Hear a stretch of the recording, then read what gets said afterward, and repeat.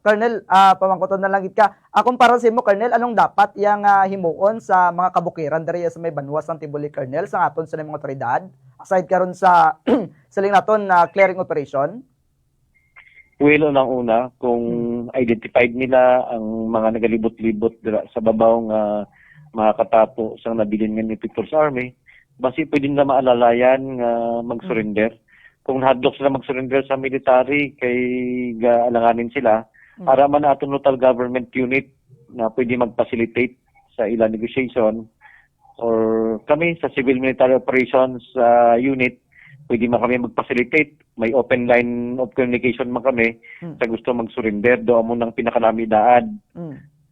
Pangalawa, sa part ng local government unit, barangay or municipal, ang padayon nga paghatag ng serbisyo sa kabukiran para ang aton nga mga kauturan hindi na maisip pa mag-rebuild tungod sa kabudlay sang sitwasyon, lack of government services or whatever discontentment sa ila pangabuhi sa taas.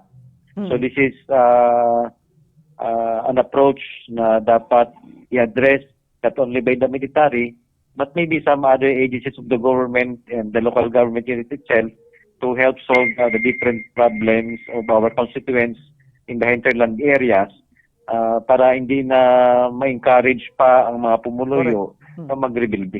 Correct, Colonel. Dugang ko na lang, Colonel, susubong ba nga tuig this year ba madamo balay may nagsungka, Colonel? Daw gamay naman lang ng nabilin sa report. Pero ibiskan butang 3, 4, 5 kay may mga armas, high-powered pa. Pwede gid maka-inflict man sang casualty kung gusto nila.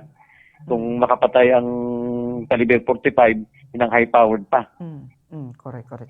Sige, Colonel, last na lang gid, panawagan nimo, Colonel, in Tagalog kung pwede. Para sa tanan, of course, sa mga gusto luyag mag-surrender nga mga grupo de karon, Colonel.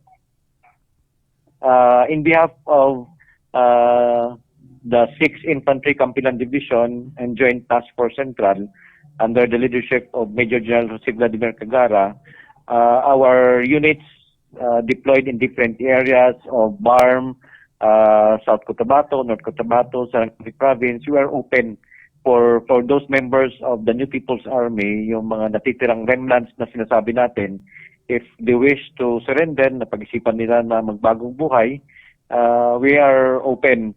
So maraming outlet na pwedeng lapitan, not only the military units, pwede rin yung mga PNP counterparts natin, the local chief executives, and other agencies na pwede nilang lapitan para magkaroon ng magandang negotiations sa pag-surrender nila. Then on part of government agencies to continue the delivery of services, especially in the far-flung areas where government services is hardly felt by our communities. So, tulong-tulong tayo dito, and we hope, we are very positive na in due time, ma-achieve natin ang peaceful and progressive areas